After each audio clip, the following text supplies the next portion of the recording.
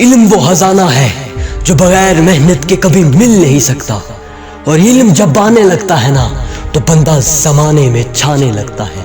اور یہ علم کبھی راستوں میں نہیں ملتا بلکہ اس علم کو ڈھونڈنا پڑتا ہے اس وقت تک جب تک کامیابی تمہاری آنکھوں کے سامنے نہ آ جائے۔ راتوں کو اٹھ کے پڑھنا پڑتا ہے۔ قاسم علی شاہ کہتے ہیں کہ مفت اس دنیا میں کچھ بھی نہیں ہے، ہاں مفت اس دنیا میں کچھ بھی نہیں ہے۔ اگر علم چاہیے نا تو پھر راتوں کو اٹھ کے پڑھنا پڑے گا۔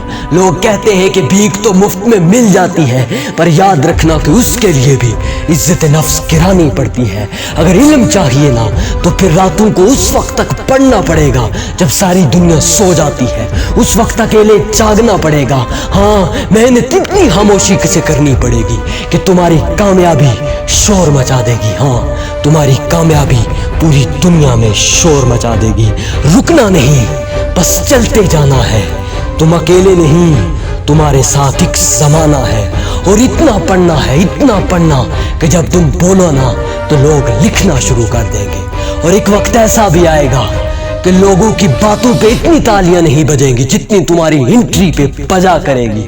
ہاں جتنی تمہاری انٹری پہ بجا کرے گی۔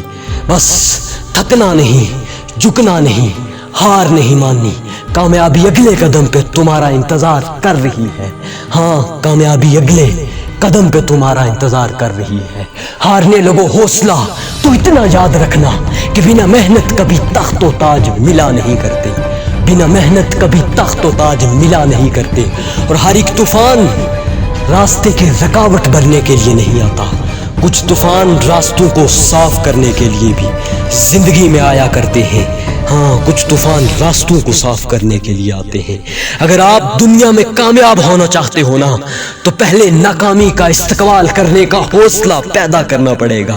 ہاں اور قابلیت اتنی بڑھاؤ کہ تمہیں ہرانے کے لیے کوششیں نہیں بلکہ سازشیں کی جائیں۔ ہاں اور مولا علی کہتے ہیں کہ لوگ اسی درخت کو پتھر مارتے ہیں جس کا پھل زیادہ میٹھا ہوتا ہے۔ اگر راستے میں رکاوٹیں آ بھی جائے نا تو یاد رکھنا کہ چونٹی کے راستے میں اپنا ہاتھ رکھو، وہ راستہ بدل کر نکل جاتی ہے پر رکتی نہیں، کیونکہ اسے یقین ہوتا ہے کہ میں جب تک اپنی منزل کو پا نہ لوں میں نے رکنا نہیں ہے، میں نے جھکنا نہیں ہے۔ ہاں میں نے رکنا نہیں ہے، میں نے جھکنا نہیں ہے۔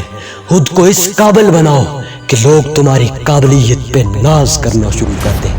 لوگوں کی مثالیں نہیں دینی، خود ایک ایسی مثال بنو کہ لوگ تمہاری مثالیں دینا شروع کر دیں۔ Motivation science